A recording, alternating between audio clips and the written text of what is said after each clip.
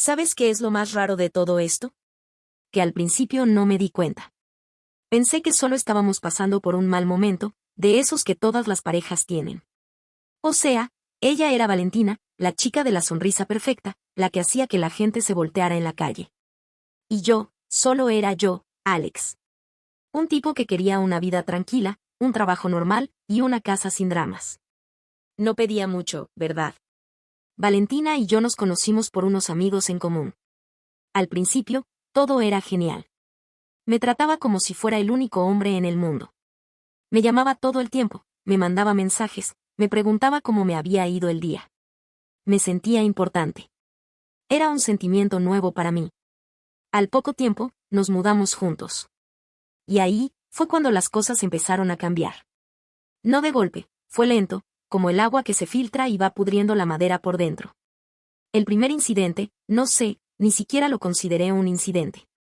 Fue una discusión por una cosa sin importancia, no sé, creo que por el control remoto de la tele. Ella se enojó de repente, sus ojos se pusieron fríos. Y de la nada, me lanzó un vaso de vidrio. No me pegó, se rompió contra la pared. Yo me quedé quieto, la miré. Y ella de inmediato se echó a llorar, me abrazó, me pidió perdón 1000 veces. Me dijo que era el estrés del trabajo, que no era ella misma. Y yo le creí. Después de eso, las discusiones se hicieron más frecuentes. Y el patrón era siempre el mismo. Primero venía la calma. Luego una tontería la hacía explotar. Y después de la explosión, venía el llanto, el arrepentimiento, las promesas de que nunca más pasaría. Yo, en mi cabeza, justificaba todo. Decía que era una persona sensible, que tenía un temperamento fuerte, pero que en el fondo me amaba. Me convencí de eso. Porque la idea de que la chica que amaba me pudiera hacer daño, era algo que no quería aceptar. Y no era solo la violencia. Era la forma en que manejaba todo. Si yo quería salir con mis amigos, me hacía sentir culpable. Decía que prefería a mis amigos antes que a ella. Si no contestaba el teléfono de inmediato, se volvía loca. Me acusaba de estar con otras personas. Y yo le mostraba mi teléfono, mi historial de llamadas, todo. Pero ella siempre encontraba la forma de voltear la situación. Me hacía sentir que yo era el que estaba mal, el que le estaba fallando. Yo me disculpaba por cosas que no había hecho. Y ella me sonreía, me decía que me perdonaba. Era un ciclo sin fin. Mi madrastra, Laura, fue la primera en darse cuenta de que algo andaba mal. Yo no le contaba los detalles, claro. Pero ella me veía más flaco, con los ojos cansados. Una vez, me visitó en el departamento y Valentina no estaba. Me sentó y me preguntó si todo estaba bien. Yo le dije que sí, que el trabajo me tenía estresado. Pero ella me miró con esos ojos de mamá que lo ven todo y no le creen a uno ni el rezo. Y me dijo, Alex, tu cara me dice otra cosa. Si necesitas algo, llámame. El punto de quiebre fue un día que llegué a la casa y la encontré rompiendo mis cosas. Mis discos de música, mis libros, las fotos que tenía de mi familia. Yo le pregunté qué estaba haciendo, y ella me gritó que estaba harta de que yo viviera en el pasado. Dijo que tenía que empezar de nuevo y que eso significaba deshacerme de todo lo que me recordara a mi vida antes de ella. Yo traté de detenerla, y ella me empujó tan fuerte que caí contra una mesa. Me rompí la ceja. Y ella, como siempre, después del golpe, se arrodilló, se disculpó, se echó a llorar. Me dijo que había perdido el control, que no sabía qué le pasaba. Pero esta vez, algo en mí cambió. La miré y ya no vi a la chica que amaba. Vi a una desconocida. Y por primera vez, me di cuenta de que tenía que irme. Esa noche, cuando ella se durmió, agarré una mochila con lo más básico, mi billetera, mi teléfono, y un par de mudas de ropa. Dejé el departamento en silencio. No le dejé ninguna nota. No quería una confrontación. Solo quería desaparecer. Me quedé en un hotel por unos días, con el teléfono apagado. Sentía un miedo que no podía explicar. Como si estuviera escapando de una prisión. Y al mismo tiempo, sentí un alivio inmenso. La sensación de que por fin estaba libre. Llamé a Laura y le conté todo. Bueno, no todo. Le conté la parte de que me había pegado y que me había ido. Ella no se sorprendió. Me dijo que me fuera a su casa de inmediato. Y así lo hice. Me sentí seguro en su casa. Fue como volver a ser un niño. Laura me escuchó con paciencia, sin juzgarme. Me dijo que no había nada de qué avergonzarse, que a las personas manipuladoras les encanta hacer que sus víctimas se sientan culpables. Me ayudó a entender que lo que había vivido no era amor, era control. Después de unos días, cuando ya me sentía un poco más fuerte, decidí que tenía que recuperar mis cosas del departamento. Valentina me había mandado unos mensajes, pidiéndome que volviera. Diciendo que me amaba y que se iba a morir si la dejaba. Yo la bloqueé. No quería saber nada de ella. Cuando llegamos al departamento, con Laura, la cerradura estaba cambiada. Llamamos a la policía. Un oficial nos atendió y le explicamos la situación. Nos dijo que era una disputa de pareja y que no podía hacer nada. Que teníamos que ir a la corte. Y ahí empezó la segunda pesadilla. La de la justicia. Contratamos un abogado. Le explicamos la situación. El abogado nos dijo que iba a ser difícil. Porque yo era un hombre y ella una mujer, y el sistema legal casi siempre le cree a la mujer en los casos de violencia doméstica. Además, ella no había dejado marcas. La de la ceja ya se había curado. Y yo no le había sacado fotos a nada. No tenía ninguna evidencia. Y Valentina lo sabía. Ella era la maestra de la manipulación. No solo me manipuló a mí, manipuló a todo el mundo a nuestro alrededor. Ella era la víctima perfecta. Laura, que no se rinde por nada, me dijo que teníamos que ser más inteligentes que ella. Que teníamos que documentar todo. Me hizo comprar un celular con una grabadora. Me dijo que grabara cada llamada, cada mensaje de texto, cada interacción que tuviera con ella. Y tenía razón. Porque en ese momento, Valentina ya había empezado su campaña. Me llamaba y me dejaba mensajes de voz llorando, diciendo que estaba destrozada y que no sabía por qué la había abandonado. Que me amaba. Pero cuando yo no le contestaba, el tono cambiaba. Me mandaba mensajes de texto amenazándome. Decía que iba a arruinar mi vida. Y en ese momento, yo sentí que ya no podía más. Me senté en el piso de la sala de Laura, con el teléfono en la mano, y las lágrimas me salieron sin control. Sentí que todo estaba perdido. Pero Laura me levantó del piso. Me dijo, Alex, no te rindas. Ella quiere que te rindas. Si te rindes, ella gana. Y no la vamos a dejar ganar. Y eso me dio fuerzas. En los siguientes días, nos enfocamos en el trabajo. En recolectar evidencia. Le pedí a un amigo de la oficina, Samuel, que me ayudara a revisar las cámaras de seguridad del edificio de mi trabajo. Quería ver si Valentina había estado por ahí. Y él me dijo que las cámaras de nuestro edificio eran muy viejas y que no guardaban mucho tiempo las grabaciones. Pero me dijo que tenía un contacto en seguridad de la empresa de al lado y que si quería, me ayudaba a preguntar. Pero antes de que pudiera hacer algo, pasó algo que me dejó helado. Estaba yendo a la oficina una mañana. Pasé por mi antigua calle y vi que la puerta del departamento de al lado del mío estaba abierta. Un camión de mudanzas estaba estacionado afuera. Yo me detuve por curiosidad. Y de repente, la vi. Saliendo del camión. Valentina. Con una sonrisa de oreja a oreja. La misma sonrisa que me había hecho caer en su trampa. Y no me estaba mirando a mí. Estaba hablando con una anciana, que supuse era la dueña de la casa. Valentina se volteó, me vio. La sonrisa se le borró de la cara. Y luego, una fracción de segundo después, su boca se torció en una sonrisa llena de malicia. Como si me estuviera diciendo, te encontré. Y ahora no vas a poder escapar. Y mi corazón, que por un momento había sentido un poco de alivio, se volvió a congelar. Sentí un escalofrío que me recorrió toda la espalda. Como si una araña estuviera caminando sobre mí. La pesadilla no había terminado. Solo estaba empezando. Y ahora, aquí estoy. Viviendo con mi madrastra, tratando de recuperar mi vida, de volver a ser el Alex que era antes de todo esto. Pero es difícil. Porque la idea de que ella está tan cerca de mí, me quita el sueño. Me quita las ganas de comer. Me quita la paz. La gente me pregunta por qué no la denuncio.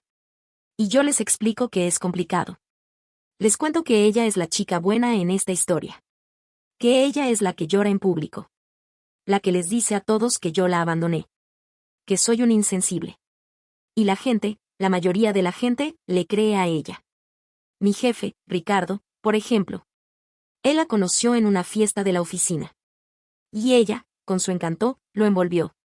Le dijo que yo la había dejado por otra mujer. Y él me miró con decepción. No me dijo nada, pero sus ojos me lo dijeron todo.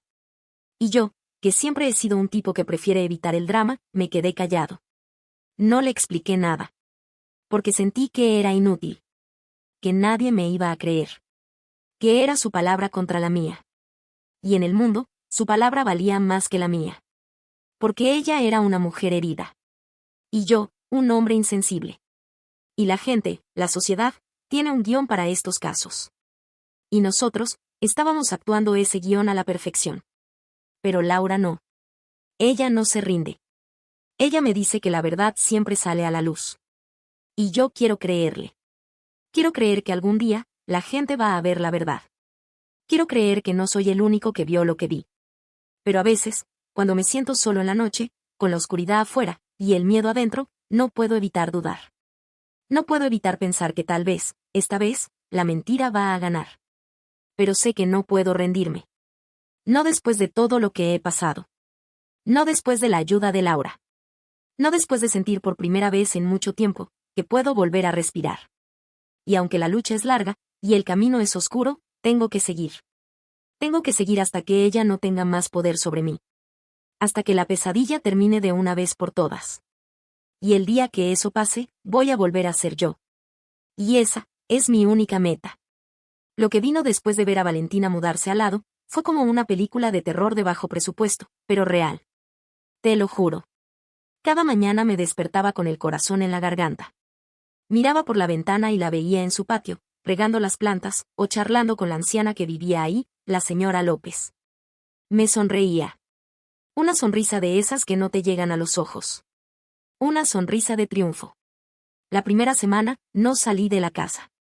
Trabajaba desde la casa de Laura, con el permiso de mi jefe. Le dije que no me sentía bien, y la verdad, no me sentía. El miedo era una cosa física. Sentía un nudo en el estómago todo el día. Laura se dio cuenta de inmediato. Me dijo que no podíamos seguir así, que teníamos que atacar. Y que la mejor forma de atacar era con información. El plan de Laura era simple, pero arriesgado. Teníamos que usar la misma estrategia de Valentina, la de la inocencia y el buen vecino. Mi madrastra, que es una estratega de primera, se me acercó y me dijo, Alex, vamos a tener que actuar. Tú vas a volver a ser el tipo normal que eras antes. Vas a salir de la casa, vas a ir al trabajo, vas a sonreír. Pero cada vez que la veas, vas a grabar. Vas a grabar todo. Cada interacción, cada palabra, cada gesto. Así que, al día siguiente, salí de la casa de Laura. Con el teléfono en la mano, grabando. Ella estaba en su jardín, con la señora López. Me vio. Y en un segundo, su sonrisa cambió. Se volvió una sonrisa de preocupación. Como si estuviera actuando para la vecina. Y se acercó a mí. Alex, qué bueno verte. ¿Cómo has estado?, me preguntó con una voz que era puro azúcar. Yo me quedé quieto, la miré. Y con el miedo todavía en el cuerpo, logré articular unas palabras. Estoy bien, Valentina. Solo vine a visitar a Laura. Ella asintió, me sonrió, y se fue. Pero antes de que se fuera, me susurró algo al oído. Esto no ha terminado, Alex. Lo voy a arruinar todo para ti. Y nadie te va a creer. Yo, con el corazón latiendo a 1000 por hora, seguí caminando. Me metí en la casa de Laura y me desplomé en el sofá. Le mostré a Laura la grabación. Ella me miró, y me dijo, ¿ves? Esto es lo que necesitábamos. Esto es lo que va a probar que está loca. La señora López, la anciana vecina de Valentina, se volvió una pieza clave en este rompecabezas. Valentina se la había ganado. Le ayudaba con el jardín, le llevaba comida. Era la vecina perfecta. Pero la señora López, que era una persona muy observadora, empezó a notar cosas raras. La vio discutiendo conmigo, la vio gritar, la escuchó hablar por teléfono y la vio llorar. Un día, la señora López me llamó. Me preguntó si podía hablar conmigo. Yo fui a su casa, y me senté en su sala. Me contó que Valentina le había dicho que yo la había abusado y que por eso la había dejado. Y la señora López, que era una mujer de Dios, le dijo a Valentina que eso no estaba bien, que el perdón era importante. Y que un día la verdad saldría a la luz. La señora López me miró a los ojos y me dijo, hijo, ella te tiene mucho miedo. Pero tú no eres el que está mal. Te voy a ayudar. Te voy a decir lo que ella me dijo y te voy a ayudar a grabar si es necesario. Y así, la señora López se convirtió en nuestra aliada secreta. Un día, Valentina se enojó con la señora López por una cosa sin importancia. La señora López, que ya estaba harta de su manipulación, prendió su teléfono y la grabó. En la grabación, Valentina le grita a la señora López, la insulta, y le dice que se va a arrepentir de meterse en su vida. Y le dice a la señora López, si te metes conmigo, no sabes lo que te puede pasar. La voz de Valentina se escucha muy enojada, alterada. La anciana me envió el video y me dijo, Alex, usa esto con la policía, para que la detengan. Pero sabíamos que eso no era suficiente. Un solo incidente no la iba a detener. El sistema legal no funcionaba así. Necesitábamos más. Y Laura, que no se rendía, me dijo que teníamos que probar que ella no solo me manipulaba a mí, sino a todos los demás. Que teníamos que ir a la fuente. Y que la fuente era la empresa donde yo trabajaba. Le pedí a mi amigo Mateo, que trabajaba en informática, que me ayudara a hackear las cámaras de seguridad del edificio de al lado del mío, donde estaba la oficina de Ricardo, mi jefe. Mateo era un genio con las computadoras. Me dijo que era un riesgo, pero que valía la pena. Lo hicimos una noche. Y lo que encontramos fue alucinante. Vimos a Valentina en la puerta de la oficina, esperando a que saliera mi jefe, Ricardo. Lo interceptó, le sonrió, le tocó el hombro. Y después de una charla de unos minutos, él se fue. Nosotros no sabíamos lo que habían hablado, pero sospechábamos. Así que decidimos hacer algo más. Nos metimos en el correo electrónico de mi jefe. Y ahí estaba. Un correo de Valentina, con una historia falsa, donde me acusaba de acoso. Decía que yo la llamaba a cada rato, que la esperaba afuera de su casa. Y que ella ya no podía más. Me acusaba de ser un psicópata y de que si algo le pasaba, era por mi culpa. Tenía capturas de pantalla de mensajes de texto que ella misma se había enviado a sí misma. La manipulación era increíble. Era una prueba de que ella planeaba todo. Era su modus operandi. Con esa evidencia, fui a mi jefe. Le mostré el correo, y le conté la historia completa. Él me miró, con los ojos llenos de sorpresa. Y me dijo que no podía creerlo. Que Valentina le había parecido tan vulnerable, tan herida. Me dijo que me perdonaba por no haberme creído al principio. Y que me iba a ayudar. Me dijo que había un abogado en la empresa que podía ayudarme. Pero que necesitábamos más pruebas. Y la prueba final vino de Samuel, mi compañero de trabajo. Samuel, que era un tipo que le gustaba mucho flirtear, me dijo que Valentina lo había contactado. Le mandó un mensaje, y le coqueteaba. Le dijo que yo era un tipo muy raro, que me obsesionaba con ella. Y que él la consolaba. Yo le pedí a Samuel que me mostrara los mensajes. Y los leí. Y eran tan falsos, tan superficiales. Ella le enviaba fotos de ella misma, riéndose, sonriendo. Y él le contestaba con chistes. Y entonces, de repente, los mensajes cambiaban de tono. Ella le mandaba mensajes de texto llorando, diciendo que yo la había amenazado.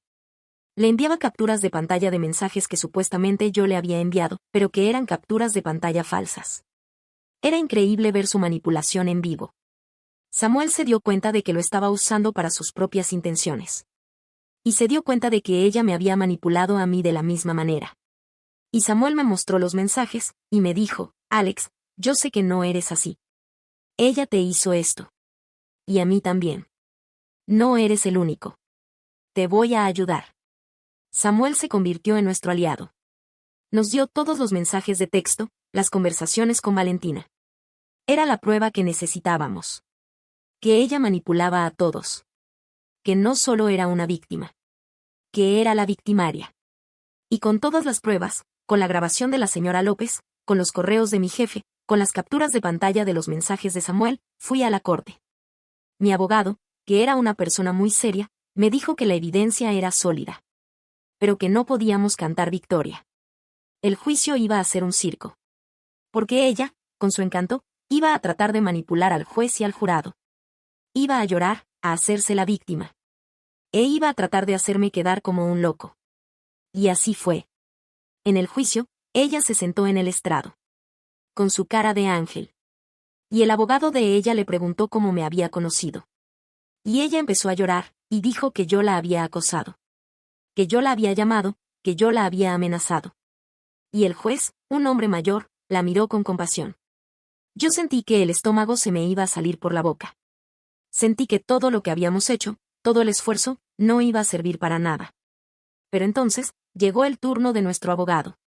Y él, con una voz tranquila, le preguntó a Valentina, ¿y por qué, si lo que usted dice es verdad, se mudó al lado de la casa del señor Alex? Valentina se quedó callada, con los ojos abiertos. No supo qué decir. Se le borró la sonrisa de la cara. El abogado continuó, ¿y por qué, si el señor Alex la acosaba, usted le mandaba mensajes de texto y le coqueteaba a su compañero de trabajo, el señor Samuel? Ella lo negó todo. Dijo que Samuel estaba mintiendo. Y entonces, nuestro abogado le preguntó si conocía a la señora López. Ella dijo que sí, que era su vecina. Y nuestro abogado le preguntó por qué la había amenazado. Ella dijo que nunca la había amenazado, que la señora López era una señora mayor y que se confundía. Y en ese momento, la señora López se levantó del asiento de la sala del tribunal, y le mostró al juez la grabación en su teléfono. La voz de Valentina gritando se escuchó por toda la sala. Si te metes conmigo, no sabes lo que te puede pasar. El silencio fue ensordecedor. Y la cara de Valentina se puso blanca. Ya no era la víctima. Era la villana. El juez le pidió a la señora López que le pasara el teléfono. Y en ese momento, la suerte de Valentina cambió. Se vio su verdadera cara. La cara de la manipuladora, de la abusadora.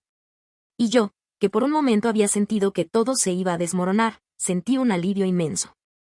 Y al mismo tiempo, sentí que todo el peso que había llevado en mis hombros por meses, se había ido. Ya no tenía que esconderme. Ya no tenía que tener miedo. La verdad había salido a la luz. El juicio duró unos días más. Pero el veredicto ya estaba claro. El juez no podía ignorar la evidencia. Y mi jefe, Ricardo, le mostró los correos que ella había enviado. Y Samuel, mi compañero, le mostró todos los mensajes de texto. La verdad estaba ahí, en blanco y negro. Valentina, al final, fue declarada culpable de acoso. Y se le prohibió acercarse a mí. Se le impuso una orden de alejamiento. Y tuve que pagar una multa de $100, porque el daño emocional era grave. Lo sentí en mi piel. Mi vida no era la misma, me sentía débil. Y al final, después de tanto tiempo, después de tanto miedo, pude volver a mi casa. Pude recuperar mi vida. Pero ya no era la misma persona. Era más cauteloso, más consciente de la maldad que se esconde detrás de una cara bonita. Era un sobreviviente. Y con la ayuda de mi madrastra, de mi jefe, de Samuel, y de la señora López, había ganado. Había ganado mi vida de vuelta. Han pasado casi 8 meses desde que el juez dictó la orden de alejamiento. 8 meses de paz. No más mensajes, no más gritos, no más miedo. Al principio, la paz era tan extraña que me costaba creer que fuera real. Me despertaba en las noches, sobresaltado, pensando que escuchaba la voz de Valentina. Miraba por la ventana y sentía el impulso de buscarla, como si mi cerebro estuviera programado para estar en guardia. Pero no estaba. Se había ido. Y la casa de la señora López tenía nuevos inquilinos, una pareja de ancianos tranquilos que regaban las plantas y sonreían con los ojos. Eran la prueba de que mi mundo había cambiado. El regreso a mi departamento no fue tan fácil como pensaba. Todo me recordaba a ella. El sillón donde discutimos por primera vez, la pared donde el vaso se rompió, la mancha en la alfombra de la sangre de mi ceja. Durante las primeras semanas, me quedaba en la casa de Laura. No me sentía listo para volver. Pero ella me dijo que la única forma de recuperar mi espacio era enfrentarlo. Me ayudó a limpiar, a pintar las paredes de un color nuevo, a cambiar los muebles de lugar. Y poco a poco, el departamento dejó de ser el lugar de la pesadilla y se convirtió en mi hogar de nuevo. Lo que más me costó fue volver a confiar en la gente. En el trabajo, por ejemplo, los chismes sobre mí y Valentina volaban. Algunos compañeros me miraban con lástima, otros con desconfianza. El veredicto del juez ayudó, por supuesto. El jefe, Ricardo, le envió un comunicado a toda la empresa, explicando lo que había pasado y pidiendo respeto por mi privacidad. Algunos compañeros, como Samuel, se me acercaron y me pidieron perdón por haber creído en las mentiras de Valentina. Y yo, que todavía no estaba listo para perdonar, les di un apretón de manos y les dije que ya había pasado. Pero la verdad es que la desconfianza seguía ahí. En mi cabeza, yo era el hombre que se había dejado manipular, el tonto que no había visto lo que todos los demás habían visto. Era una herida que no se curaba con la orden de alejamiento. Y ahí es donde Laura, mi madrastra, se convirtió en mi terapeuta no oficial. Me sentaba con ella en el jardín, con una taza de café, y le contaba lo que sentía. Le conté que me sentía estúpido, que me sentía avergonzado, que me sentía como un niño chiquito que se había dejado engañar. Y ella me escuchaba, sin juzgar. Y luego, me decía una frase que se me quedó grabada para siempre. Alex, la manipulación no es un signo de debilidad en la víctima. Es un signo de poder en el manipulador. Ella era la que tenía el problema, no tú. Y esas palabras, tan simples, me ayudaron a ver las cosas de otra forma. Dejé de culparme. Dejé de sentir vergüenza. Y empecé a ver lo que había pasado como lo que era, una experiencia, una lección de vida. También me ayudó mucho volver a conectarme con mis amigos. Esos amigos que había dejado de ver por las exigencias de Valentina. Al principio, era incómodo. Me preguntaban qué había pasado, y yo les contaba la historia. Y ellos me miraban con ojos abiertos, sin poder creer que yo hubiera pasado por algo así. Pero después, las conversaciones cambiaban. Hablábamos de fútbol, de música, de trabajo. Y era como si el tiempo no hubiera pasado. Volvía a ser Alex, el tipo que jugaba al fútbol los domingos y que se reía de los chistes de sus amigos. La normalidad era un bálsamo para el alma. El proceso de recuperación fue lento, claro. No fue como en las películas, que un día te levantas y ya eres una persona nueva. Fui a terapia, hablé con un profesional, que me ayudó a entender por qué había caído en la trampa de Valentina. Y me ayudó a sanar. A dejar ir el rencor, la rabia, la vergüenza. El terapeuta me explicó que las personas como Valentina buscan a personas como yo, gente tranquila, que no busca problemas, que quiere una vida simple. Y que no tenía nada de malo ser así. Que mi ingenuidad no era una debilidad, sino una parte de mi personalidad. Y que la próxima vez, iba a ser más consciente, más cauteloso. Y que eso no me iba a quitar mi bondad. Ahora, ya no tengo miedo. O bueno, no tengo miedo de la misma forma. La orden de alejamiento es una protección, claro, pero la verdadera protección la encontré en mí mismo. En mi fortaleza, en mi conciencia, en mi nueva capacidad para ver la maldad cuando la veo. No es algo que se borre de la noche a la mañana, pero es algo con lo que aprendí a vivir. Valentina, por lo que supe, se fue a vivir a otra ciudad. La señora López me dijo que la vio empacar sus cosas. La multa que le impusieron y la prohibición de acercarse a mí, le debieron de haber dolido en el orgullo. Le quitó el control. Y para ella, el control era lo más importante. La última vez que la vi, estaba en el estacionamiento del supermercado, subiéndose a su coche. Me vio. Y en un segundo, su cara se puso pálida. Y luego, una fracción de segundo después, me miró, y no vi la maldad, no vi el enojo. Vi la derrota. Y en ese momento, supe que había ganado de verdad. No solo en la corte. Había ganado en la vida. Hoy, mi vida es tranquila. Tengo mi trabajo, mis amigos, mi familia. Todavía me siento con Laura, mi madrastra, en el jardín, con una taza de café. Y ya no hablamos de Valentina. Hablamos de otras cosas. De la vida, de los sueños, del futuro. Y me di cuenta de que mi vida siempre ha sido así. La pesadilla solo fue un paréntesis. Un paréntesis largo, doloroso, pero un paréntesis al fin y al cabo. Y ahora, estoy de vuelta. Más fuerte, más sabio, y más agradecido que nunca. Y estoy listo para vivir. Porque la vida, a pesar de todo, es un regalo. Y el mío, por fin, lo tengo de vuelta. La historia de la lucha por la supervivencia y la justicia, es mi historia. Y soy un sobreviviente. Y de eso, me siento orgulloso. Si quieres escuchar el siguiente relato, suscríbete y no te quedes a medias.